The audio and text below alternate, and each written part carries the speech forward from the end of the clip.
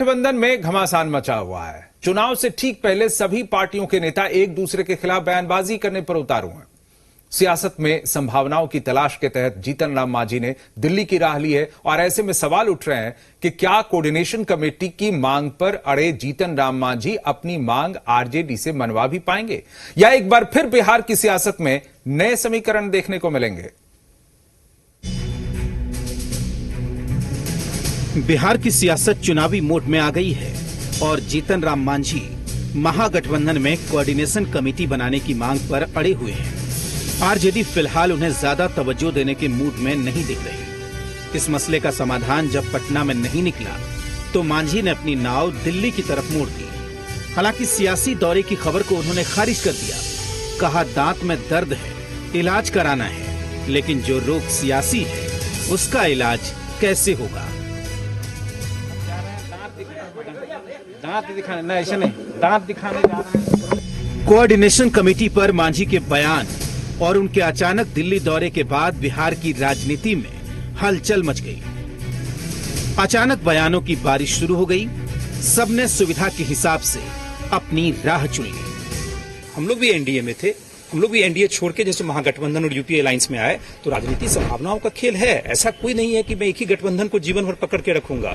ऐसी इस बात को जैसे मैं भी नहीं नकार सकता हूं कि संभावनाओं का खेल है, लेकिन ऐसा भी नहीं है कि हम लोग महागठबंधन को छोड़ने जा रहे हैं। महागठबंधन को किस तरह एकजुट रखा जाए उसमें कांग्रेस की भी भूमिका है और आरजेडी की भी भूमिका है। हम लोग का राष्ट्रीय नेतृत्व श्रीमती सोनिया गांधी के नेतृत्व में हम लोग बैठेंगे और तय करेंगे। यदि तय भी करना होगा तो श्रीमती सोनिया गांधी तय करेंगी। महागठबंधन के बड़े लीडर, राष्ट्रीय लीडर वो हैं। किनको स्वीकार है नहीं स्वीकार है इस पर हमें जाना नहीं है। हम जो है अच्छी बात, हम जो है धन्यवाद देते हैं मुकेश सहनी जी को कि उन्होंने बोला है कि बिहार की सबसे बड़ी पार्टी स्वाभाविक रूप से आदरणीय लालू यादव का पार्टी राष्ट्रीय जनता दल है और नेता हमारे हैं बिहार के और देश के नेता हैं, गरीबों के मसीहा हैं। मांझी के तेवर से हिचकोले खा रही महागठबंधन की डगमगाती नाव को वीआईपी नेता मुकेश सहनी ने सहारा दिया है, लेकिन आरजेडी के तेवर पहले की तरह ही तीखे हैं तो कांग्रेस अलायंस में संतुलन साधने की कोशिश करती नजर आ रही है। बिहार में सबसे बड़ा राष्ट्रीय जनता दल है और सबसे ज्यादा सीट पे वही लड़ेंगे और जब चुनाव जीत के आते हैं तो विधायक का ही वोटिंग अहम होता है मुख्यमंत्री के लिए। तो मुझे पूरा मानना है कि राष्ट्रीय जनता दल की तरफ से सीएम का चेहरा हो गया। कोऑर्डिनेशन कमेटी है तभी तो हम लोग महागठबंधन में चुनाव साथ लड़े।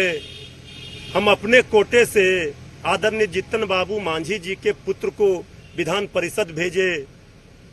हम लोगों को सिर्फ हाथ और गले नहीं मिला हुआ है, हम लोगों का दिल मिला हुआ है। काफी वक्त है, अभी वक्त है कि महागठबंधन की एकजुटता, महागठबंधन के जो मतदाता है उसकी एकजुटता जितना है उसको और ज्यादा मजबूत बनाए रखें। और सीट कोई इशू नहीं है, कैंडिडेट कोई इशू नहीं है। पिछले साल 2015 में जिस प्रकार से हुआ था, इस बार भी आप देखिएगा कि सीटों का बंटवारा, प्रत्याशियों का चयन एक साथ मजबूती के साथ आप सबों के सामने आएगा। आरजेडी नेतृत्व के सवाल पर किसी भी तरह की चर्चा के लिए तैयार नहीं है, लेकिन महागठबंधन के बाकी दल कोऑर्डिनेशन कमेटी की मांग समय समय पर उठाते रहे हैं। अब देखना होगा चुनाव से ठीक पहले बिहार में विपक्षी धड़े में मची इस महाभारत का क्लाइमैक्स क्या होगा। रुपेंद्र श्रीवास्तव, जी मीडिया, पटना। और वहीं आरजेडी के पार्टी प्रवक्ता भाई वीरेंद्र ने जीतन राम मांझी को इशारों में ब्लैकमेल करने वाला करार दिया है। तो बीजेपी नेता राणा रणधीर ने महागठबंधन को स्वार्थी नेताओं का गठजोड़ करार दिया। और टूटेगा तो जदयू टूटेगा और एनडीए टूटेगा। राजद की इतना दिन से हो रहा है, एक भी विधायक टच से मस हुआ क्या? और राष्ट्रीय जनता दल वसूलों के साथ राजनीति करती है। एक सिद्धांत के तहत उसका नेता लालू प्रसाद यादव हैं और तेजस्वी यादव के नेतृत्व में बिहार में राष्ट्रीय जनता दल के विधायक हैं। विकास के जो इतने काम हो रहे हैं, सड़कें बनी, बिजली सब जगह गई, खेतों को बिजली पहुंचानी है, तो जनता तो पूरी तरह से सरकार के साथ खड़ी। अब जो स्वार्थी लोगों का गठबंधन है, जिसको आप महागठबंधन कहते हैं, अब चुनाव आ गया तो तरह तरह की चीजें होने लगेंगी। अपना किसी का स्वार्थ नहीं सधेगा वो कोई ना कोई नया रास्ता अख्तियार करेंगे, आपस में टकराव होगा, क्योंकि जनता के हित से तो सरोकार